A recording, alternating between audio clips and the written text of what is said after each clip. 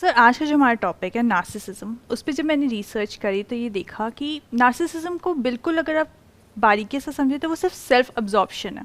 कहते हैं ना कि सेल्फ इम्पॉर्टेंस बहुत ज़्यादा है, इन्फ्लेटेड सेल्फ इम्पॉर्टेंस जिसे कहते हैं, उसे नार्सिसिज्म हम कहेंगे। ये लोग इस तरीके से एक्ट करते हैं कि इनकी नीड्स सबसे ज़्यादा इंपॉर्टेंट है और सामने वाले की बिल्कुल भी नहीं। इनके कुछ टिपिकल बिहेवियर ऐसे होते हैं, मैनिपुलेटिव हो सकते हैं, या फिर ये आपको गिल्टी फील करा सकते हैं आपकी नीड्स के लिए। ये अपनी नीड्स को हमेशा प्रायर रखते हैं। और दूसरा, इनका sense of self achievement, entitlement basically, इन्हें लगता है कि इन्होंने कुछ अचीव करा है ऐसा कि ये सिर्फ बहुत इंपॉर्टेंट लोगों के साथ बैठ सकते हैं, जबकि ऐसा कोई फिजिकल प्रूफ नहीं होता। तो ये कुछ नार्सिसिस्टिक पर्सनालिटी में ये चीज़ें देखी जाती हैं, जो कि एक पूरा अपने में टॉपिक है नार्सिसिस्टिक पर्सनालिटी डिसऑर्डर। इसका रूट कॉज क्या है, ये क्यों होता है? इसका रूट कॉज दो तरीके से देखा जाता है। एक तो एनवायरमेंटल फैक्टर्स, या तो बचपन में आपके साथ कुछ ऐसा हुआ है ट्रॉमा जिसको आप कवर अप करना चाहते हैं, आपकी सेल्फ एस्टीम लो हुई थी तो आप उसको कवर अप करने के लिए एक ग्रैंडियोस सेल्फ एस्टीम बनाते हैं। या फिर पेरेंट्स ने आपको चाइल्डहुड में बहुत ज़्यादा नेग्लेक्ट किया है तो वो जो आपने फील किया उसको कवर अप करने के लिए आप करेंगे। या फिर बहुत ज़्यादा ओवर इंडल्जेंस थी पेरेंट्स की, तो आप वो सेंस ऑफ इंडिपेंडेंस जो होता है, वो अलग हटना, मतलब बिल्कुल अपने आप को इस तरीके से दिखाना कि मैं केपेबल हूँ तुम सबसे ज़्यादा।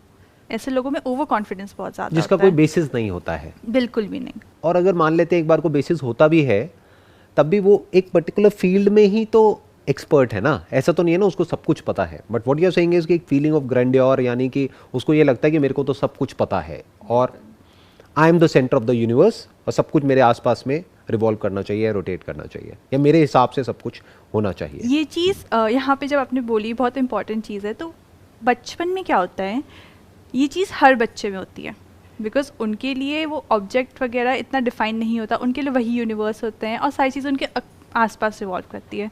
बट हर बच्चा नार्सिसिस्ट नहीं बनता, तो ये बच्चों में ये डायग्नोस भी नहीं किया जाता, ये हमेशा अडल्टहुड में डायग्नोस किया जाता है। और एक बहुत अलग चीज़ देखी गई है रिसर्चेस के अकॉर्डिंग, ये मेन में ज़्यादा है और वुमेन में कम। तो आप मेरी तरफ क्यों इशारा कर रहे हैं? मतलब नहीं सर, बिल्कुल भी नहीं। अगर इसमें हम आगे समझने की कोशिश करें तो नार्सिसिज्म एक ट्रेट है, बट ये पर्सनालिटी डिसऑर्डर में बन सकता है। आपके आसपास ऐसे लोग हो सकते हैं जिनमें ये हो कि मैं बहुत इंपॉर्टेंट लोगों के साथ उठूँ बैठूँ, क्योंकि भले ही फिजिकल प्रूफ नहीं है बट उनके दिमाग में वो काफ़ी ज़्यादा हाई उस पर हैं और वो सिर्फ एक हाई स्टेटस के लोगों के साथ या फिर बहुत ही इम्पॉर्टेंट लोगों के साथ ही उठते बैठते हैं। तो ऐसे में ये दूसरे लोगों के साथ या तो उन्हें गिल्ट फील कराएंगे, उन्हें लो फील कराएंगे, they look down upon others. बहुत बार हमारे आसपास ऐसे लोग होते हैं और हमें फ़र्क नहीं पता चलता क्योंकि इतनी कॉमन चीज़ होती जा रही है। बट अगर हम ध्यान से देखें और ये दो तीन चीज़ें दिखती हैं हमें किसी में, तो पॉसिबल है कि उन्हें डायग्नोसिस की ज़रूरत है।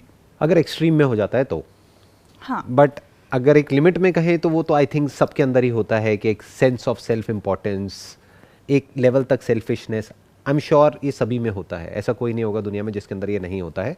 बट अगर ये एक्सट्रीम में हो जाता है, यानी अगर वो एम्पैथी बिल्कुल ही खत्म हो जाती है एक इंसान के अंदर से, यानी वो सामने वाले की नीड्स को समझ ही नहीं सकता है, सामने वाले के स्टैंड पॉइंट को समझ ही नहीं सकता है या समझना ही नहीं चाहता है, तब कह सकते हैं कि ये एक साइकोलॉजिकल डिसऑर्डर हो गया है। अब उसको डायग्नोसिस की ज़रूरत है और ट्रीटमेंट की ज़रूरत है। बिल्कुल।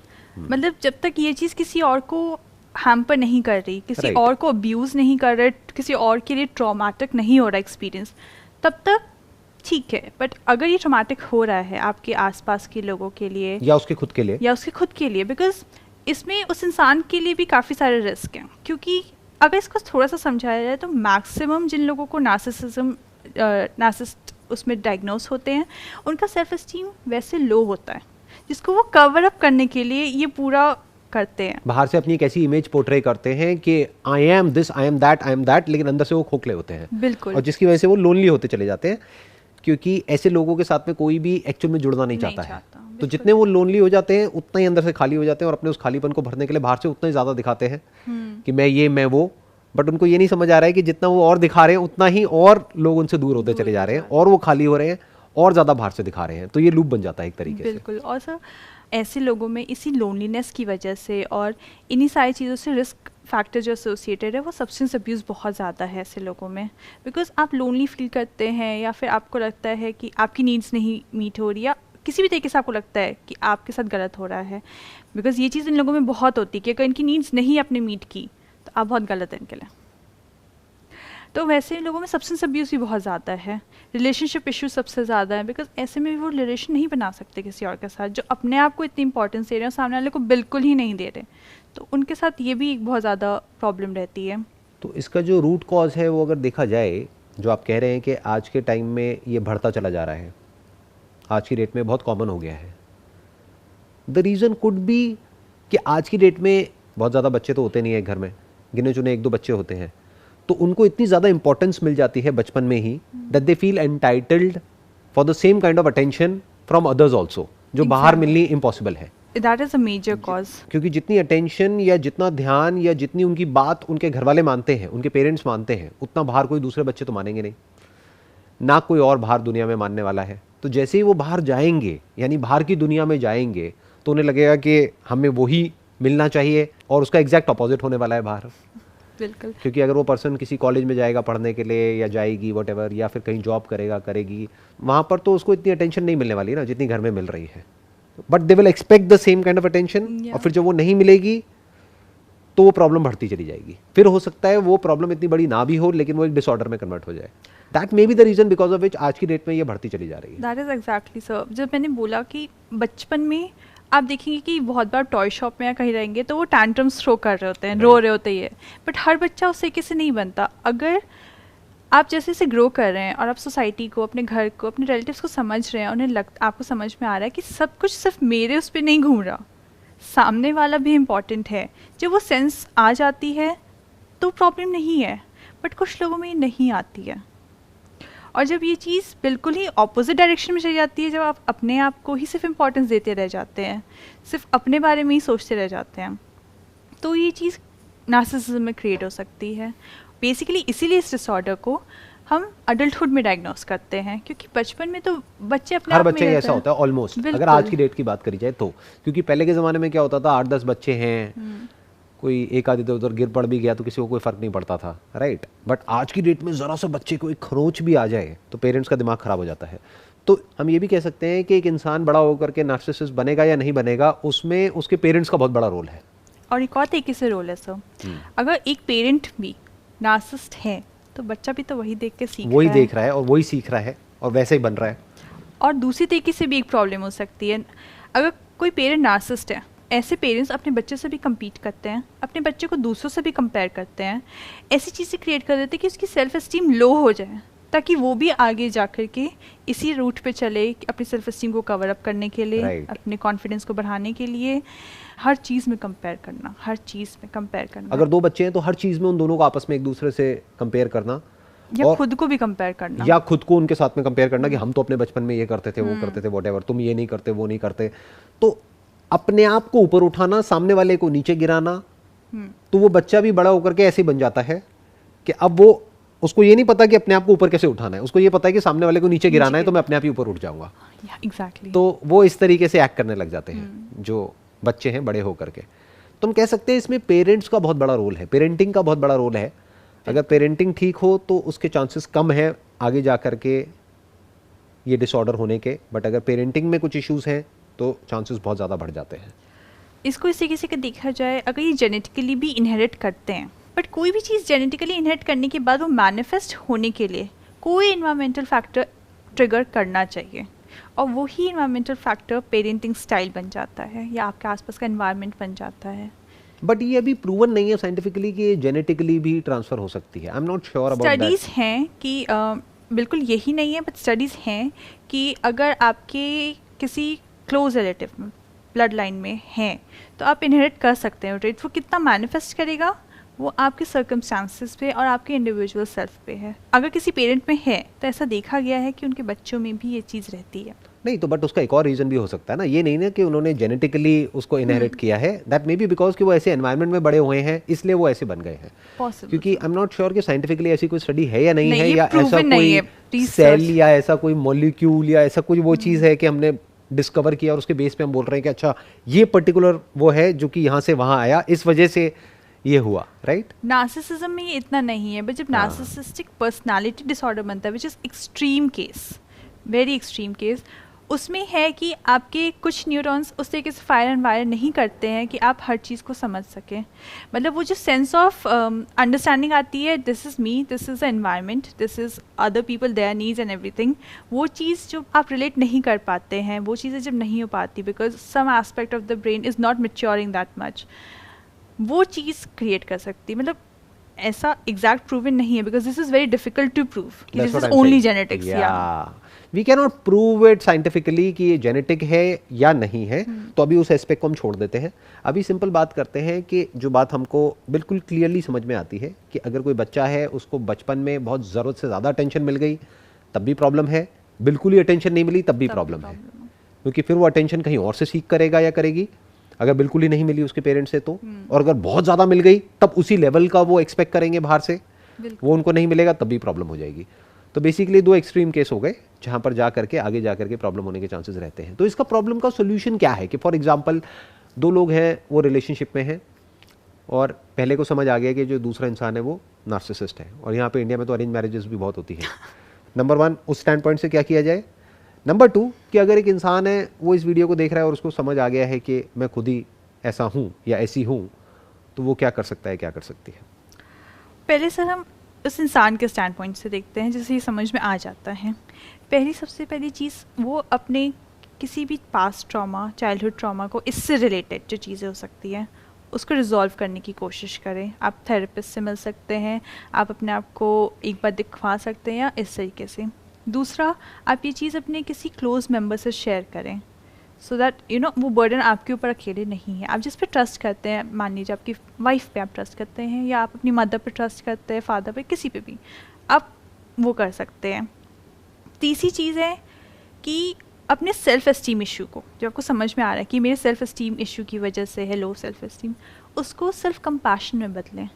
जो कि सबसे ज़्यादा इसमें प्रॉब्लम ये है कि आप सामने के लिए कंपैशनेट नहीं है, सामने वाले की नीड्स के लिए नहीं है, तो उस चीज़ को चेंज करें। सिर्फ अपनी नीड्स को ना देखें, अपने आसपास वालों की नीड्स को भी देखें। क्या आप फुलफिल कर रहे हैं जो आपकी रिस्पॉन्सिबिलिटी है या आपसे एक्सपेक्टेड है? तो ये थ्योरेटिकली तो समझ आता है, बट प्रैक्टिकली कैसे होगा?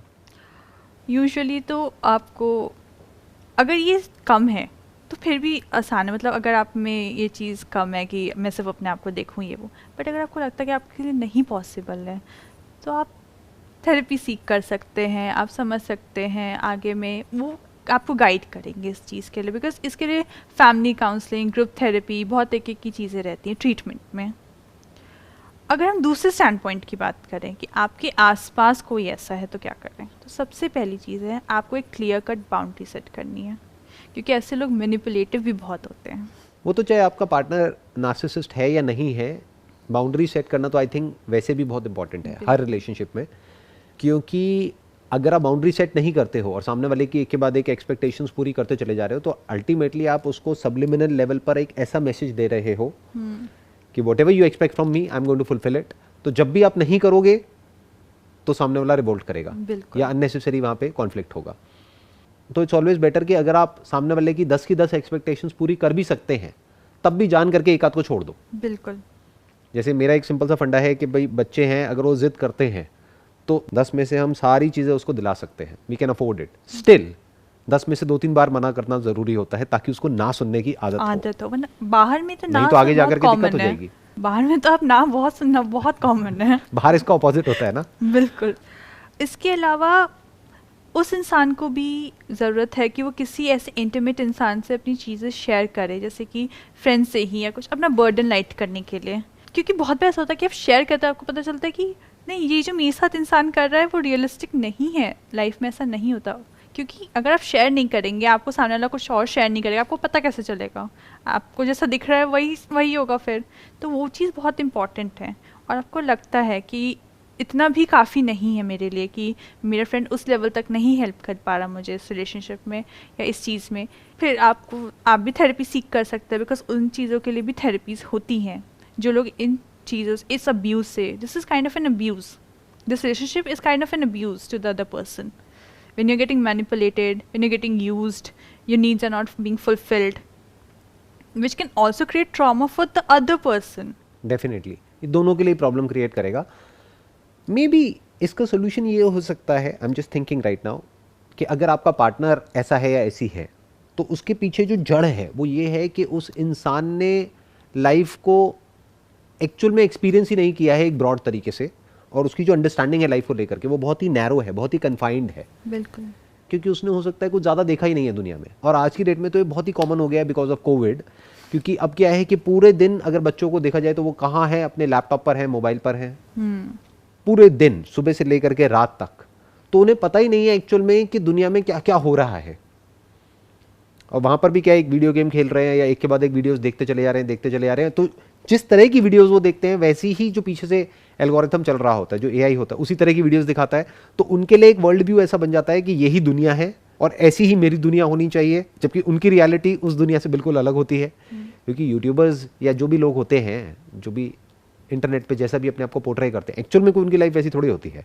Those are like kind of highlights, जिसके बारे में हमने पहले भी बात करी है. बट रियल लाइफ तो बिल्कुल ही अलग होती है उससे. तो जब ऐसा एक वर्ल्ड व्यू बन जाता है और उनकी जो रियलिटी है उससे मैच नहीं होती है, then they feel as if कि हमारा एक राइट है, हमको भी ऐसी लाइफ मिलनी चाहिए और नहीं मिल रही है.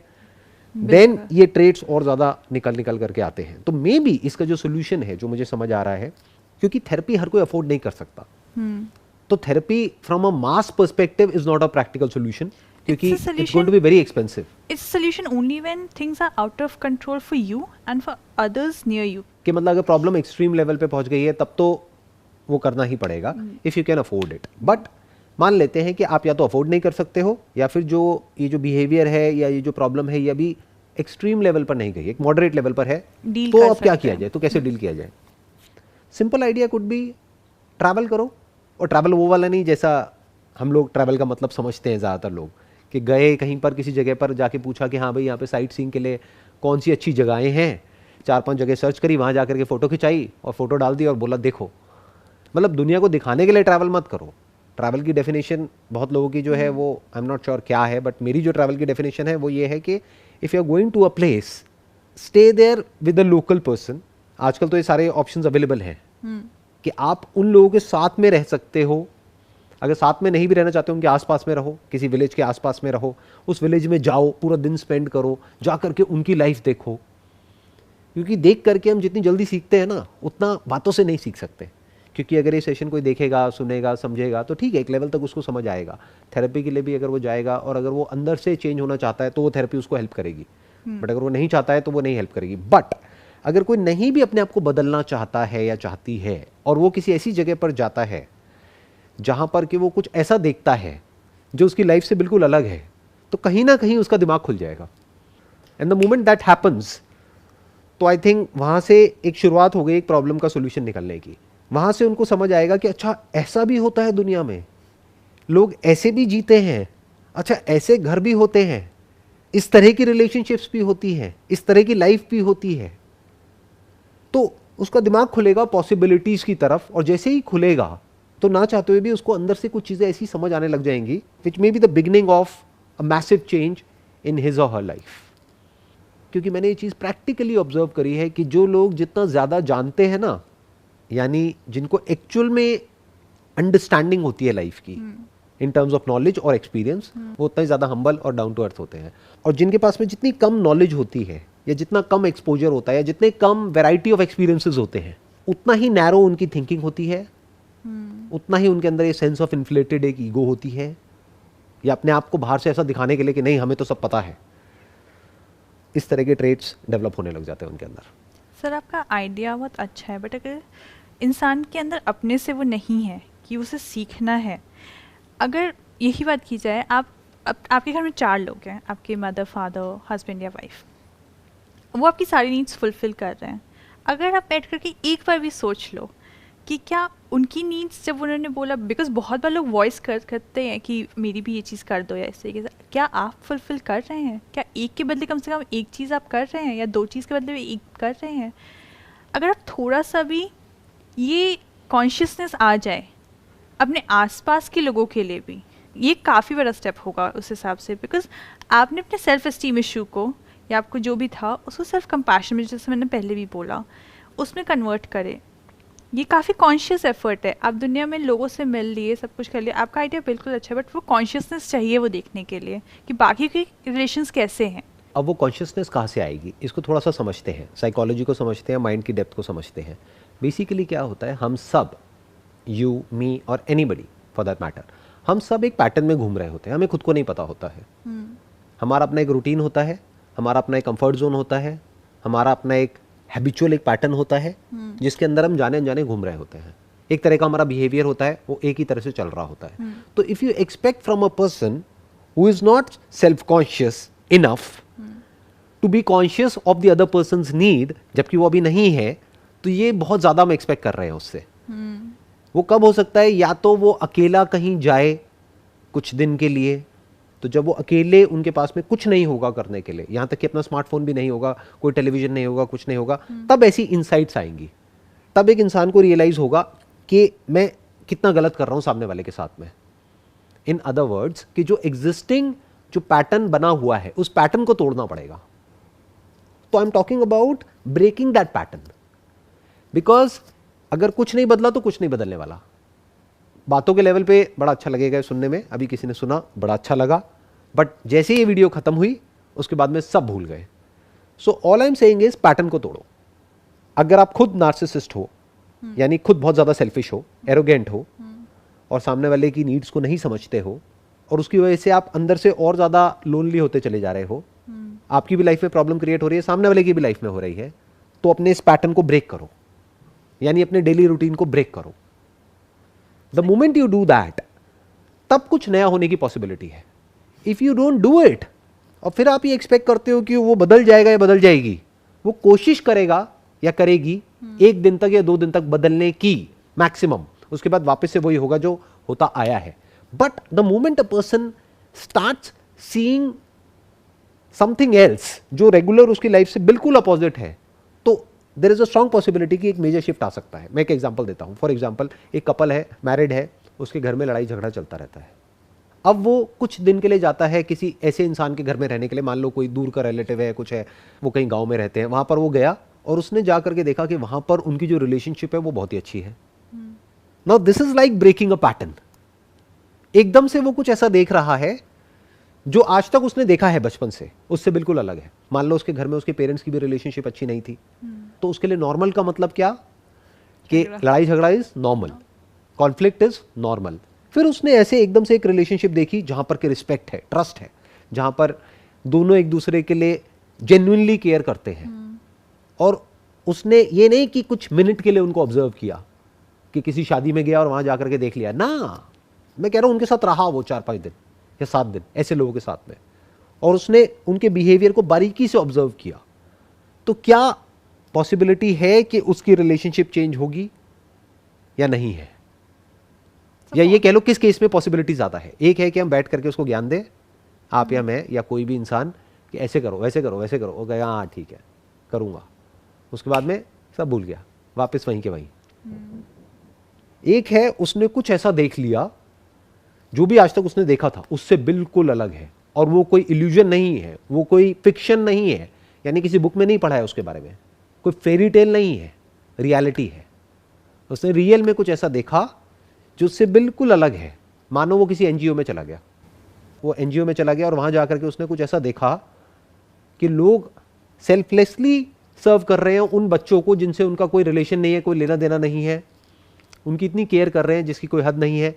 तो क्या कुछ शिफ्ट होगा या नहीं होगा? यहां पे 2 चीजें हो रही हैं, इनफैक्ट 3 चीजें हो रही है। एक, उसका पैटर्न ब्रेक हो रहा है जो एग्जिस्टिंग पैटर्न है। दूसरा, वो जब उन लोगों से दूर रहता है ना कुछ दिन तक अकेला, हफ्ता, 10 दिन, 15 दिन, तब देयर इज अ पॉसिबिलिटी कि उसको इंपॉर्टेंस समझ आती है और लोगों की, कि उन लोगों की इंपॉर्टेंस क्या है उसकी लाइफ में। तीसरा, वो कुछ नया एक्सपीरियंस कर रहा है जो आज से पहले उसने नहीं किया है, उसका एग्जैक्ट अपोजिट जो अब तक वो करता आया है।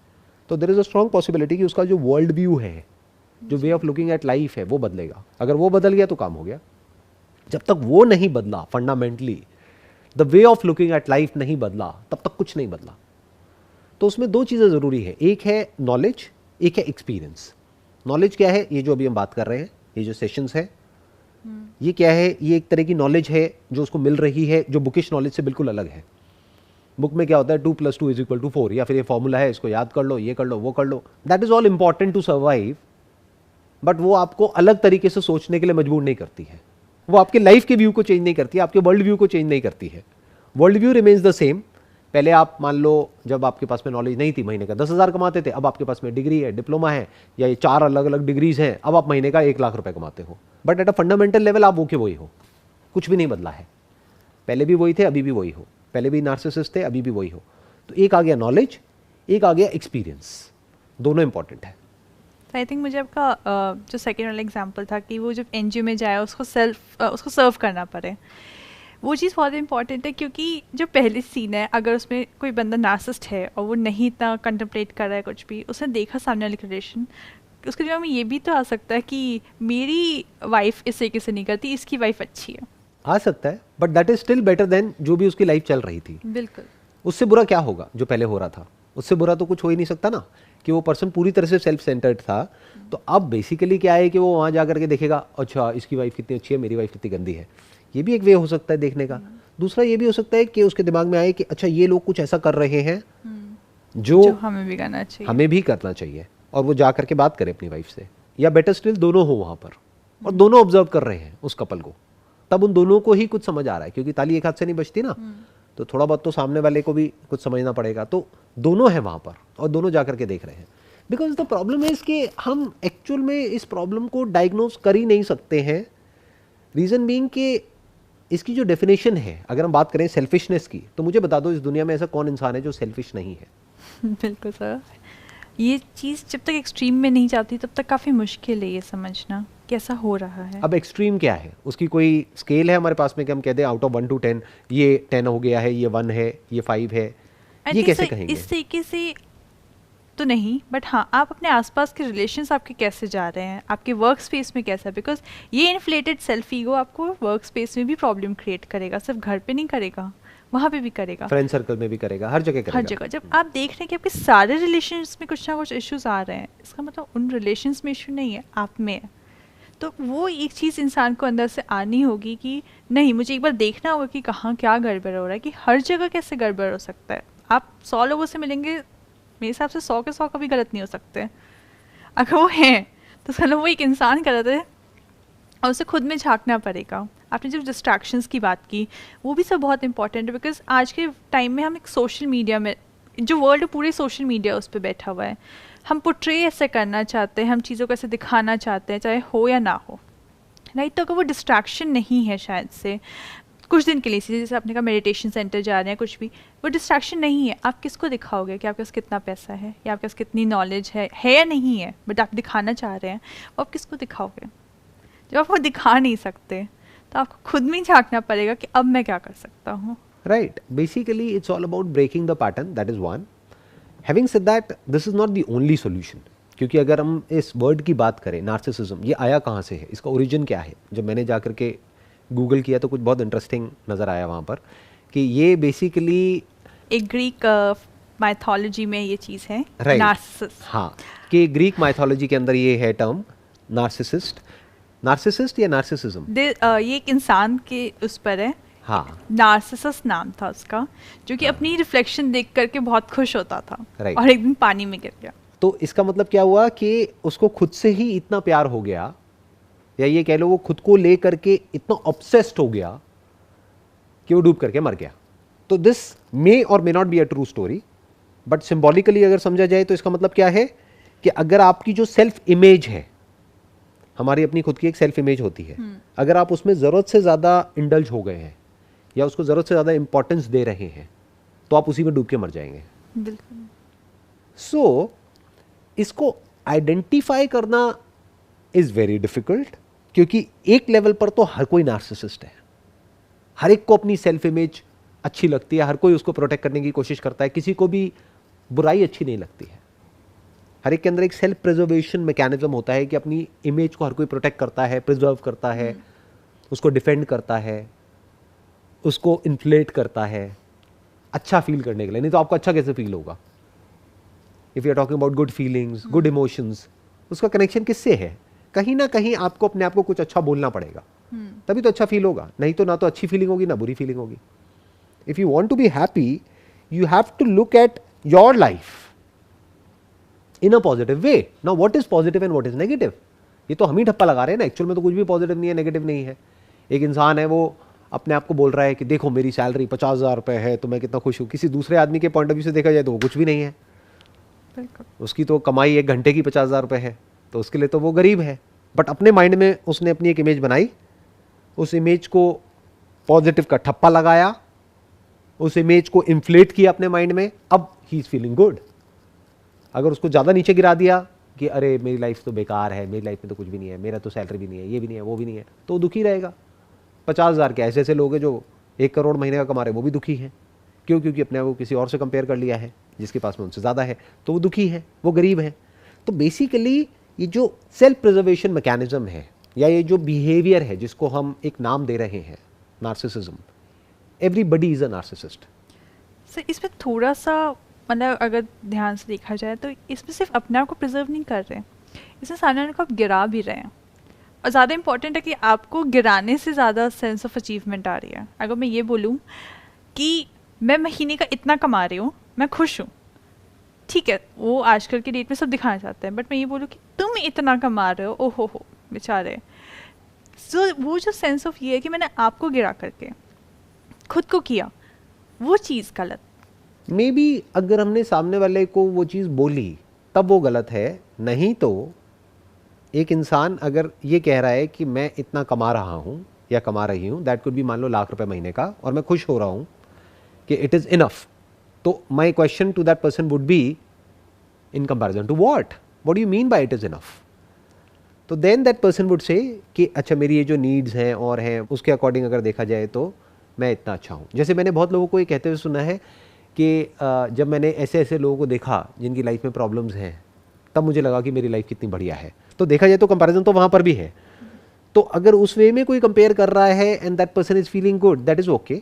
बट अगर वो सामने वाले को अननेसेसरी हैरास कर रहा है या फिर उसको नीचा गिरा रहा है, रेडिक्यूल कर रहा है, तो गलत है सामने वाले के लिए। बट अपने माइंड में अपने आप को ये बोल रहा है कि हाँ मेरी लाइफ अच्छी है बिकॉज दुनिया में तो देखो कितना गम है, मेरा गम कितना कम है, वॉट एवर, तो that is okay because that is also comparison. Sir mind में किसके क्या चल रहा है वो किसी को पता नहीं चलता, तब तक ठीक है। दिमाग में बहुत चीज़ें बहुत लोगों की चलती हैं, बट अगर आप सामने वाले को एक्चुअल में ऐसा फील करा रहे हैं तो वो आपके रिलेशंस भी ख़राब कर रहे हैं, तो वहाँ पे कॉन्फ्लिक्ट भी है, वहाँ पे वो प्रॉब्लम बन सकता है। मतलब आपने कहा ना कि एक समझने के लिए इंसान कैसे समझे, तो एक ये भी तरीका हो सकता है समझने का कि सामने वाला क्या हर बार मुझे इस तरीके से रिडिक्यूल कर रहा है, क्या ये आसपास अपने लोगों को हमेशा इस तरीके से ट्रीट करता है, वो चीज़ भी एक समझने का तरीका होती है। I think in a nutshell जो भी अभी तक हमने डिस्कस किया है ना, अगर मैं उसको सम अप करूँ, please correct me if I am wrong, मेरे अकॉर्डिंग इसका जो रूट कॉज है ना वो है lack of understanding of what life is. जिसको एक्चुअल में समझ है ना कि लाइफ क्या है, उसमें कभी भी ये ट्रेट देखने को नहीं मिलेगा। वो डाउन टू अर्थ होगा क्योंकि उसने लाइफ को अलग अलग तरीके से एक्सपीरियंस कर लिया होगा, उसने लाइफ के अलग अलग एस्पेक्ट्स को देख लिया होगा, तो उसको समझ आ गया होगा कि मैं कितना कम जानता हूँ। जिसको जितनी ज़्यादा नॉलेज होती है ना, एक्चुअल में नॉलेज होती है, उसको ये भी नॉलेज होती है कि मेरे को कितनी नॉलेज नहीं है, कि कितना कुछ है जो मैं नहीं जानता हूँ, तो that person becomes humble. But जिसको जितनी कम नॉलेज होती है उसको ऐसा लगता है कि मैं तो सब कुछ ही जानता हूँ।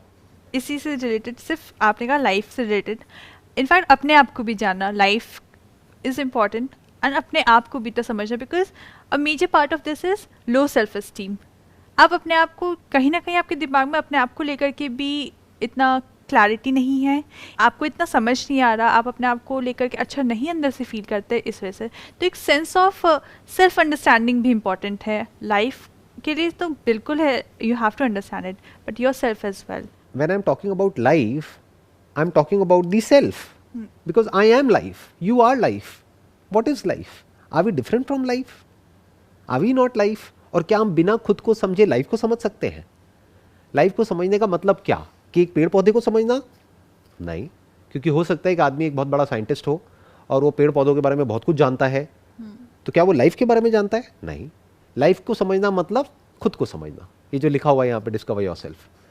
When I'm talking about life को समझना, मैं कह रहा हूँ खुद को समझना, क्योंकि जिसने खुद को समझ लिया उसने एक्चुअल में लाइफ को समझ लिया। अगर फॉर एग्जांपल आपने खुद को समझ लिया तो आपने मुझे भी समझ लिया ना, क्योंकि फंडामेंटली जैसे आप ऑपरेट कर रहे हो अपनी लाइफ में वैसे ही तो मैं कर रहा हूँ, at the level of thoughts, feelings, emotions. Desires, fears fundamentally तो सेम ही है ना, चाहे कोई इंसान इंडिया में है, चाहे यूएस में है, यूके में है, कहीं पर भी है, fundamentally human being is a human being, there is no difference. बस ऑब्जेक्ट ऑफ डिजायर चेंज होता रहता है, ऑब्जेक्ट ऑफ फियर चेंज होता है, बट जो डिजायर और फियर है वो तो वहीं का वहीं रहता है। वो तो हजारों साल पहले भी वहीं था, आज भी वहीं है, हजारों साल बाद भी वहीं होगा। गैजेट्स बदल गए हैं, ऑब्जेक्ट्स बदल गए हैं। पहले के ज़माने में इंसान गोल्ड के पीछे पागल था, आज बिटकॉइन के पीछे पागल है, क्रिप्टो करेंसी के पीछे पागल है। तो ऑब्जेक्ट ऑफ डिजायर चेंज हो गया है, बट फंडामेंटली जो ग्रीड है, जो फियर है, जो फीलिंग्स है, इमोशंस है, थॉट्स है, वो तो सेम ही है ना, वो अलग कैसे हो सकती है? हैप्पीनेस के कॉजेज बदल रहे हैं, बट हैप्पीनेस इज हैप्पीनेस। तो I think in a nutshell अगर इसको समझा जाए तो वो क्या है, the beginning of being free from this problem, because this is a problem not just for the others but for that person. I think उसके खुद के लिए ज़्यादा बड़ी प्रॉब्लम है ये, क्योंकि वो लोनली होता चला जाएगा, वो कनेक्ट ही नहीं कर पाएगा किसी से, और जो कनेक्टेड नहीं है वो खुश कैसे रह सकता है? ये जो वर्ड है ना योगा, इसका मतलब ही यूनियन है, जुड़ना। तो जो जुड़ा हुआ है वो खुश है, जो अलग हो गया है वो दुखी है। सो द पॉइंट इज कि जुड़ते कैसे हैं? जब हमें एक्चुअल में समझ आता है कि लाइफ क्या है, यानी कि हम क्या हैं, जब हम उसको अच्छे से समझ जाते हैं, हम ये भी समझ जाते हैं सामने वाला क्या है। फिर ये जो वर्ड्स हैं जैसे कंपैशन है, लव है, ये फिर सिर्फ वर्ड्स नहीं है डिक्शनरी में, ये एक्चुअल में लाइफ ऐसी ही हो जाती है। क्योंकि जो इंसान खुद को समझता है वो खुद की स्ट्रेंथ्स को भी समझता है, खुद की वीकनेसेस को भी समझता है, वो ये भी समझता है कि मेरी लिमिटेशंस क्या हैं। वही मैंने कहा ना, जो जितना ज़्यादा जानता है वो इतना भी जानता है कि मैं कितना कुछ नहीं जानता हूँ, कि जो मैं जानता हूँ दैट इज 0.0000001%, और जो मैं नहीं जानता हूँ दैट इज 99.99999999%। वो तो मैं जानता ही नहीं हूँ, that is in the realm of the unknown. तो मैं कितना कम जानता हूँ।